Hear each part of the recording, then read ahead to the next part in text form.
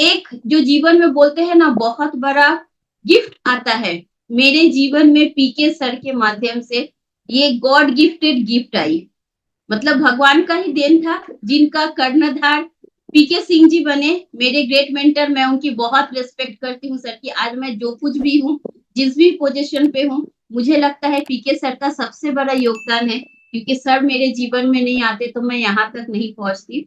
तो मैंने मेरे जीवन में आरसीएम आया एक गिफ्ट की तरह, और उसके बाद मेरी जर्नी शुरू हुई। 28 अक्टूबर 2013, 28 अक्टूबर 2013 को मेरी आरसीएम में फर्स्ट ज्वाइनिंग हुई। मैंने आरसीएम सिस्टम के बारे में जाना, पीके सर ने मुझे ऑनलाइन फेसबुक के माध्यम से कम्युनिकेशन करके मेरे जीवन में ये ट्रांसफॉर्म लेके आए। मेरी जीवन की शुरुआत हुई आरसीएम के एज ए छोटी सी बेबी की तरह, जो इस सिस्टम के बारे में कुछ नहीं जानती थी। सिर्फ उसके आंखों में एक आकर्षक तस्वीर थी कि शायद मेरे जीवन में भी ऐसा कभी कोई परिवर्तन आएगा। एक लोअर मिडिल क्लास फैमिली से बिलोंग करती थी, वहां से शायद कुछ आ सके। इस थॉट्स के साथ मैंने अपनी जर्नी स्टार्ट की, और मैंने बोला ना एक छोटा बच्चे की तरह आरसीएम में अपनी जर्नी शुरू की, हाउसवाइफ, एज ए हाउसवाइफ की तरह। और मैंने फिर पीके सर जैसे जैसे मुझे गाइड करते गए, मैंने चलना शुरू किया। सबसे पहले जो सॉल्व हुआ, मेरी फाइनेंशियल क्राइसिस खत्म हुई। मैंने अपने बच्चे को 3 साल की होते ही, मेरा बेटा जब मैं ज्वाइनिंग की थी उस वक्त 2.5 साल का था 2013 में, 3 साल का होते ही मैंने अपने बच्चे को एक अच्छे स्कूल में एडमिशन करवाया, और मेरी फाइनेंशियल प्रॉब्लम खत्म हुई। साथ में जो हेल्थ इश्यूज रहती है, बहुत सारी समस्याएं रहती है महिलाओं की जीवन में, वो हेल्थ इश्यूज खत्म होने लगी। और मैं धीरे धीरे चलती गई, जिसके वजह से मुझे थोड़ा थोड़ा रेस्पेक्ट मिलना आरसीएम सिस्टम के माध्यम से शुरू हुआ। और आज आप सबके बीच एक आम सी चलने वाली housewife, as a business women की तरह आज आप सबके बीच बैठी हुई है। ये का पूरा श्रेय अगर जाता है तो आरसीएम सिस्टम को जाता है। आरसीएम सिस्टम की वजह से मैंने इन सारी जर्नी को धीरे धीरे करके ये किया। और ये एज ए बिजनेस वुमेन खुद को रिप्रेजेंट करते करते मैंने देखा कि मेरी जो छोटे छोटे आंखों में बड़े बड़े सपने थे ना, ये बड़े बड़े सपने कब धीरे धीरे बहुत छोटे थॉट से बड़े होते चले गए। और इसमें जो सबसे ज्यादा मुझे सपोर्ट किया वो थे मेरे life partner mister Ravi sir.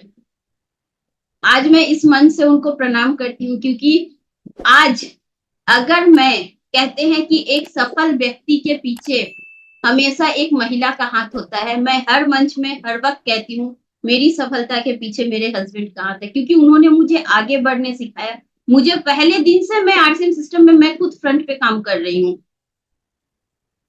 As a leader के तौर पे। मेरे हस्बैंड हमेशा मेरे पीछे बैकग्राउंड में रहे, बैक सपोर्ट में रहे। आप लोग कभी भी उनको कोई मीटिंग लेते हुए नहीं देखेंगे, लेकिन हाँ इसका मतलब वो आरसीएम में नहीं है ऐसा नहीं, वो पूरी तरीके से मुझे सपोर्ट करते हैं। साथ में दूसरा सपोर्ट मिला, आज मेरे 2 बच्चे हैं, ये मेरा छोटा सा बेटा और मेरी बिटिया, इन दोनों के पूरा सपोर्ट है, जिसके वजह से मैं इस सिस्टम में धीरे धीरे आगे बढ़ पा रही हूँ। मेरे फादर इन लॉ, मेरे मदर इन लॉ, और मेरे मायके की मेरा पूरा परिवार, मेरे मम्मी पापा भैया भाभी, सबका पूरा तरीके से मुझे सहयोग मिला। क्योंकि आरसीएम सिस्टम एक ऐसा सिस्टम है, कहते हैं ना कि जहां पर पूरा परिवार का सहयोग मिलता है, तभी हम लोग इस सफर में बहुत आगे बढ़ पाते हैं। और इसको आगे बढ़ाने के लिए मेरे पूरे परिवार ने मुझे बहुत सहयोग किया है। सबके सहयोग से मैं आगे बढ़ती गई, अपने जीवन को जीती गई। बहुत सारी चैलेंजेस आई, जैसे मैंने बताया शुरुआत में बहुत सारी चैलेंज आई, उन चैलेंज को एक्सेप्ट करते हुए, उन सबको फेस करते हुए हम लोग आगे बढ़े। और जिसके वजह से मैंने बोला कि मुझे इसमें सब जो गुरु सब की सहयोग मिली, वो सारे गुरु, मेरे अपलाइन, मेरे मेंटर, इन सबका बहुत बड़ा मुझे सहयोग मिला। और वो कुछ लोग ऐसे हैं, पीके सिंह जी का सहयोग मिला, हमारे master the system KC sir का सहयोग मिला, गुरुदेव बीसी सर का तो बहुत बड़ा आशीर्वाद रहा मेरे जीवन में, बहुत बड़ा ब्लेसिंग्स है सर का, जिसके वजह से हम लोग आगे बढ़ रही हूँ।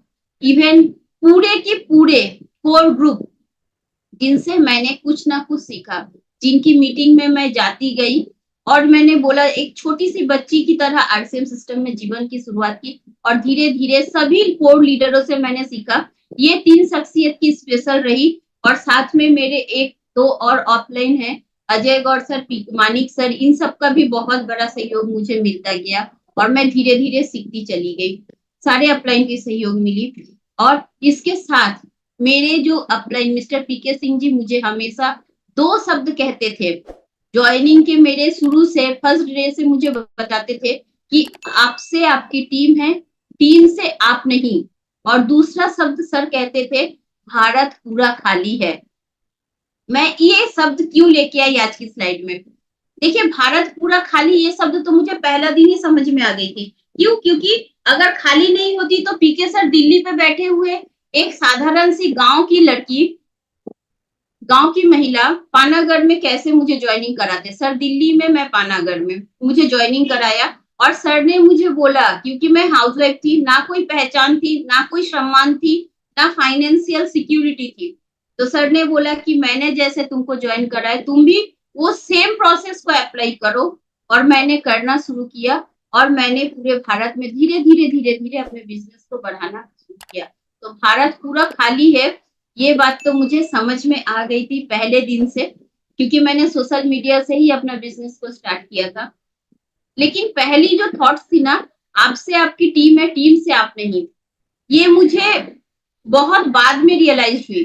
कैसे रियलाइज हुई? एक इंसिडेंट आप लोगों के साथ शेयर करूंगी और ये मेरी जीवन की बहुत ही इंपॉर्टेंट घटना है। जब मैंने आरसीएम अभियान में धीरे धीरे काम करना शुरू किया, इसको समझ के मैं आगे बढ़ती चली गई, तब मैंने देखा कि मेरी 6 साल हो चुकी थी, 6-7 साल हो चुकी थी और मैंने 2018 में जब मेरी सेकंड बेबी होने वाली थी, मेरी बिटिया होने वाली थी, उस वक्त अप्रॉक्स 1.5 साल मैंने आरसीएम सिस्टम से मैं पूरी तरीके से अलग रही। उसके पहले मैंने स्टार पर्ल पिन अचीव किया हुआ था और फिर मैं 1.5 साल के लिए पूरे सिस्टम से आउट हो गई। पहले प्रेगनेंसी, उसके बाद फिर बेबी होने के बाद भी मैं कुछ टाइम तक आउट रही। तो मैंने देखा कि मेरा जो टीम था, वो टीम बहुत हद तक टूट गया था मेरी इनएक्टिव के वजह से। मैं एक्टिव नहीं थी इसलिए। तो मैं कहीं ना कहीं मायूस हो गई थी, मुझे कहीं ना कहीं बहुत डिप्रेशन हो रही थी। तो मुझे उस वक्त पीके सर ने फिर से मुझे रियलाइज दिलाया कि आपसे आपकी टीम है, टीम से आप नहीं।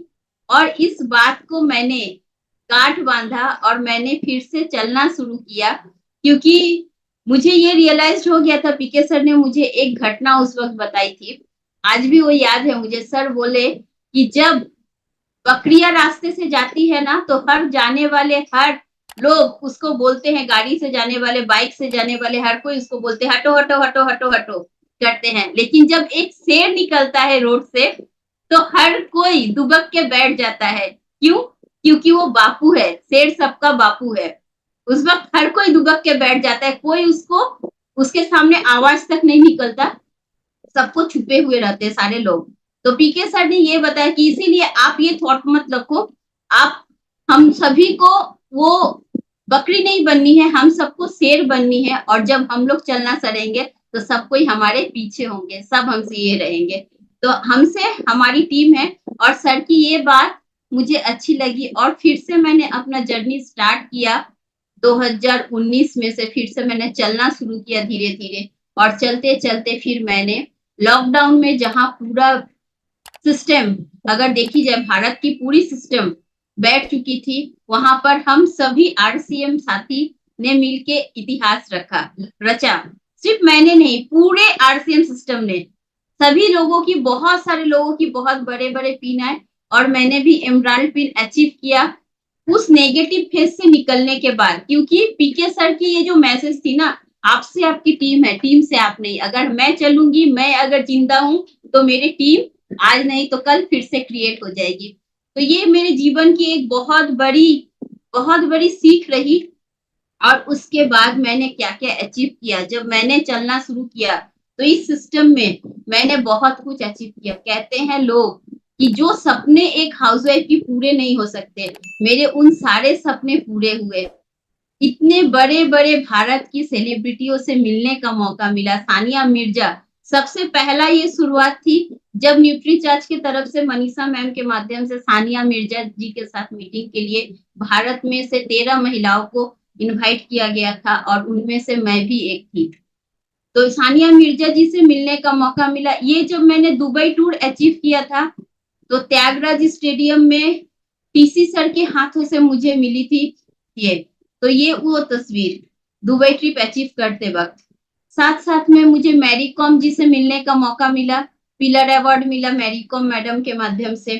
अभी हम सबके जीवन में बहुत बड़ा परिवर्तन है। ये अभी एकदम लेटेस्ट है। एज ए अपराजिता हम सब महिलाएं यहाँ पर, संध्या मैम है, आशा मैम है, जब मैं देख पा रही हूँ हम सारी अपराजिता बहनों के साथ माननीय हमारी भारत की जानी मानी शख्सियत आयरन लेडी जिसे कहते हैं किरण बेदी मैम के साथ एक ही मंच पे साझा करने का मौका मिला।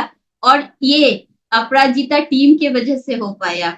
और इतना ही में जीवन नहीं रुका, इससे भी एक और स्टेप आगे बढ़े जब पूरे भारत में 8 मार्च को, ये 2024 की 8 मार्च को हमें सम्मानित होने का मौका मिला इंदिरा गांधी स्टेडियम में।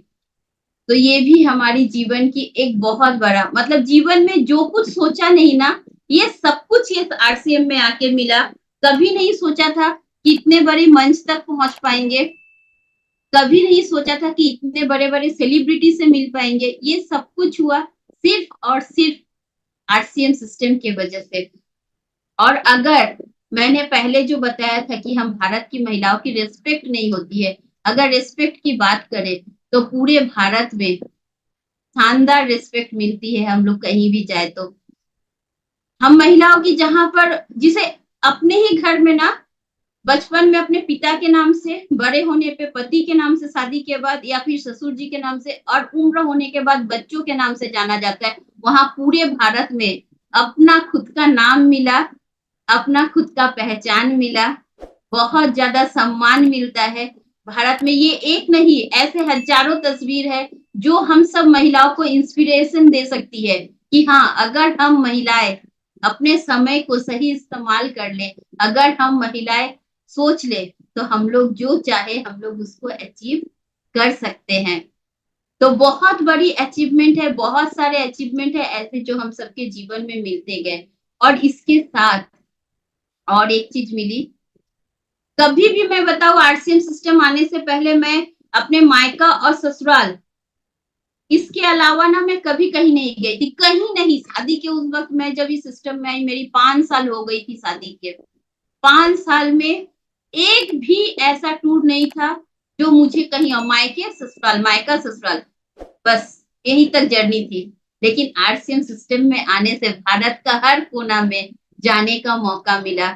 ये हमारी शिमला की एक ट्रिप थी, जब हम लोग पूरे फैमिली के साथ गए थे शिमला घूमने। यहाँ गोवा की है अभी जो हम लोग पिछले साल गए थे। ये मथुरा वृंदावन की तस्वीर, ये आगरा की तस्वीर, आगरा की क्या कहते हैं, ताजमहल के बाहर की तस्वीर अपनी। तो पूरे भारत में, दिल्ली की, मतलब जहां भी देख ले हम लोग पूरे भारत में, और इतने कितने जगह में, मतलब या तो नॉर्थ ईस्ट ले लीजिए, दक्षिण भारत सिर्फ अभी मेरी रिमेनिंग है, रह गई है, अदरवाइज पूरा भारत को मैंने घूम लिया। कभी सोचा नहीं था। ये सिर्फ और सिर्फ हो पाया सिर्फ और सिर्फ आरसीएम सिस्टम की वजह से, आरसीएम सिस्टम में आने की वजह से। ये हम लोगों की पिछले साल सावन की महीना में हम लोग महाकालेश्वर गए थे, उसकी तस्वीर। तो सब कुछ, मतलब जो एक महिला को चाहिए, पैसा, रिस्पेक्ट, सम्मान, भारत भ्रमण, सब कुछ मिला। तो और अभी भी हम लोग हमेशा ही बाहर जाते रहते हैं, पूरे टीम के साथ जाते रहते हैं, फैमिली को भी लेके जाते हैं, पूरे फैमिली के साथ। ये सब कुछ हो पा रहा है आरसीएम सिस्टम के वजह से। लेकिन आरसीएम सिस्टम में हम लोगों को क्यों काम करनी है, अगर इसकी बात हम लोग करें तो पाएंगे कि आरसीएम एक राष्ट्रीय स्तर का अभियान है, जिसका क्या मकसद है, जो हम लोग को नए भारत का निर्माण के लिए काम कर रही है। और नए भारत का निर्माण कैसे हो सकता है, इसके लिए 3 मुख्य उद्देश्य है, जिसके ऊपर, ये 3 तो मुख्य उद्देश्य है जिसको लेके काम कर रही है। स्वास्थ्य रक्षा, स्वावलंबन और महिला सशक्तिकरण। मेरे लिए ये तीनों चीज फुलफिल हुई है। मेरी जो फिजिकल इश्यूज थी मेरी या मेरी फैमिली की, आरसीएम सिस्टम में आके वो दूर हो गई। स्वावलंबन मिला। आप लोगों की पिछले साइड से पता चल गई होगी। एज ए महिला आज मैं आपके बीच हूँ, तो ये भी बोल सकती हूँ, और हमारे साथ कितने और भारत की महिलाएं, कितनी महिलाएं हैं जो उन्होंने खुद को सशक्त किया, खुद को अपनी पहचान बनाई। तो ये तीनों जो मुख्य उद्देश्य है एक देश को आगे ले जाने के लिए, एक समाज को आगे ले जाने के लिए, ये सब चीज अगर हो पा रही है तो आरसीएम अभियान प्रचार के माध्यम से ही हो पा रही है। और अगर हम लोग बात करें कि मैं ये सिस्टम में आई थी, तो मैंने सिर्फ पीके सर का वो तस्वीर देख के नहीं आया था। वो तस्वीर तो मुझे जरिया थी आरसीएम के प्रति अट्रैक्ट करने के लिए। लेकिन मुझे जब सर ने ये सिस्टम बताया, तो मैंने इस सिस्टम के बारे में ना थोड़ा खोजबीन की, क्योंकि मैं शुरू से ही ऑनलाइन सोशल मीडिया में मैं बहुत एक्टिव रही हूँ। और 2013 में जब बहुत सारे लोग फेसबुक पे नहीं थे, उस वक्त मेरी फेसबुक के माध्यम से ज्वाइनिंग हुई थी। तो मैंने उसी वक्त सर्च किया था कि ये जो डायरेक्ट सेलिंग बिजनेस है, इसका क्या फ्यूचर हो सकता है अगर मैं कर लूं। मैं अगर अपना टाइम देती हूँ, क्योंकि थी तो बेकार महिला, हाउस वाइफ, कुछ काम नहीं था, लेकिन फिर भी इतना थॉट्स जरूर था कि हाँ जो काम करनी है उसमें मेरी फ्यूचर सिक्योरिटी हो सके। और जब मैंने इसकी सर्च किया तो मैंने ऐसे बहुत सारे एग्जाम्पल पाए जिन्होंने अपने जीवन में, ये तो अभी लेटेस्ट डाटा मैंने डाले हैं, लेकिन उस वक्त भी सोशल मीडिया पे ये सारी डाटा अवेलेबल थी। ये देखिए, ये 3 व्यक्ति जो भारत के नहीं है, भारत के बाहर, जिन्होंने डायरेक्ट सेलिंग बिजनेस में अपना परचम लहराया है। और इन सबकी जो मंथली इनकम आप लोग देख पा रहे हैं, ये इनकम से समझ सकते हैं कि हम सबके लिए ना ये एक सपना है। ये सपना है, लेकिन ये सपना हकीकत होता है। मतलब इनकी जो सालाना इनकम है डायरेक्ट सेलिंग के माध्यम से, ये करोड़ों में नहीं। हम लोग करोड़ों का सपना देखते हैं, ये करोड़ों में भी नहीं है, ये अरबों में ये लोग कमाते हैं एक साल का इनकम। और ये 3 नहीं है, ऐसे 3 से कई ज्यादा और शख्सियत है। मैंने तो 3 व्यक्तियों को सिर्फ आप सबके सपने जगाने के लिए 3 लोगों की फोटो लेके आई हूँ, लेकिन ऐसे बहुत सारे व्यक्ति हैं। और ऐसे ही नहीं है, ये तो भारत के बाहर के है। अगर हम लोग अपने आरसीएम में देखें तो हम सबके बीच बहुत सारे हमारे आरसीएम के, हमारे गुरु, हमारे सीनियर, हम सबके मेंटर हैं, जिन्होंने अपने जीवन को ट्रांसफॉर्म किया है। इनके जीवनी आप पढ़िए, इनके बारे में जानिए। मुकेश कोठारी सर आरसीएम से पहले करोड़पति, सुरेंद्र भट्ट सर जो 50 लाख लोगों की आज नेतृत्व करते हैं, पूरे भारत को नेतृत्व कर रहे डायरेक्ट सेलिंग बिजनेस में। हम सबके मेंटर केसी छाबड़ा जी, हम सबके गुरुदेव बीसी सर, इवन मेरे ग्रेट अपलाइन मिस्टर पीके सिंह जी। इन सबकी जर्नी जब मैंने सुना, जब देखा, तो मुझे समझ में आई कि नहीं, this is the right platform. यही एक ऐसा प्लेटफॉर्म है जहां पर हम लोग हर चीज अचीव कर सकते हैं। और इसके लिए अभी हम लोगों को क्या करनी है, अपने सपनों को अगर पूरा करनी है, तो उसके लिए भारत क्यों बेस्ट है, इसके लिए तो बहुत सारे पॉइंट है, लेकिन मैंने कुछ पॉइंट आपके लेके आई हूँ। और ये पॉइंट जो मैं लेके आई हूँ, ये पॉइंट तो हम सबको ही जानते हैं, लेकिन इसकी जो डाटा है, ये डाटा मैंने हम सबके मेंटर, हमारे आरसीएम के ग्रेट हम सबके मेंटर सुरेंद्र भट्ट सर की जो बुक है, मैं वो बुक आप सबको पढ़ने के लिए जरूर रिक्वेस्ट करूंगी। डायरेक्ट सेलिंग का विजेता कैसे बने सर का जो बुक है, उस बुक से मैंने ये डाटा को कलेक्ट किया है। और उसमें सर ने ऑथेंटिक डाटा दी है, जिसमें हम लोगों को पता चलता है कि भारत की जनसंख्या जो है वो बहुत ज्यादा है। यूएनओ के अनुसार ये जो है 31 मार्च 2023 में भारत की जनसंख्या 142 करोड़ थी। मतलब आप लोग सोचिए, जहां पर इतने ज्यादा मैन पावर है, वहां पर हम सबको सोचने की जरूरत नहीं है कि लोग नहीं है। हमें आरसीएम में किसको प्लान दिखाए, आरसीएम के बारे में किसको बात करें, इसके लिए हम सबके बीच बहुत ज्यादा मैन पावर है। हम लोगों को घर से निकलने की जरूरत है और कुछ नहीं। हम लोगों को घर से अगर निकलते हैं तो ये सब कुछ पॉसिबल है। दूसरा सर बोलते हैं यंगेस्ट नेशन है हम लोगों की। भारत जो है ना, हमारी भारत की औसत उम्र जो है 27 साल है। और अगर पूरे विश्व की अगर औसत उम्र देखी जाए तो 30 साल से भी ज्यादा की है।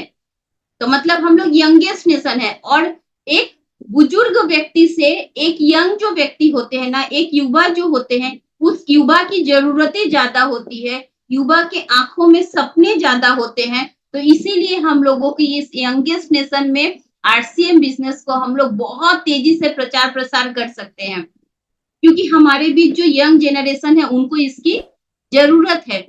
और साथ में और बहुत सारी पॉइंट है, जैसे अनएम्प्लॉयमेंट, मतलब बेरोजगारी। आरसीएम का प्रज्वलित ये है, अभी वोट चल रही है और वोट का मेन मुद्दा ही चलता है बेरोजगारी, अनएम्प्लॉयमेंट। और ये अनएम्प्लॉयमेंट कोई भी सरकार आके चेंज नहीं कर सकती, कोई भी सरकार आ जाए, लेकिन ये दूर हो सकता है तो हमारे आरसीएम अभियान प्रचार प्रसार से दूर हो सकता है। कैसे हो सकता है? अगर देखिएगा तो अमेरिका की जो जनसंख्या है उसमें 71.4% लोगों के पास रोजगार है।